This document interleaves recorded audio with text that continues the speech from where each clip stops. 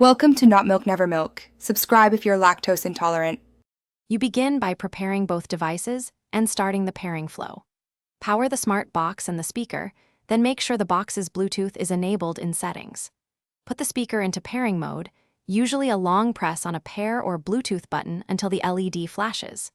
Keep the speaker within 3 to 6 feet of the box to avoid interference. Once done, stay on the box's Bluetooth screen so you can immediately scan and select the speaker when it appears. Once the smart box detects nearby devices, select the speaker name from the list. You'll often see a pairing prompt or a numeric PIN. Accept or enter it as required. This secures the connection. After pairing, go into the box's audio or sound output settings and choose the Bluetooth speaker as the default playback device so apps route audio correctly. If your box supports codecs or quality options, choose the best available. Make sure firmware is current. Finish by playing a test track and adjusting volume on both the smart box and the speaker so levels match. This confirms successful routing and latency. Make sure auto reconnect or trusted device options are enabled so the speaker connects automatically next time.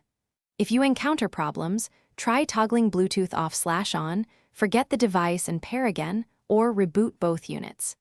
As a last resort, clear the smart box's Bluetooth cache or perform a factory reset on the speaker. That usually resolves persistent pairing conflicts.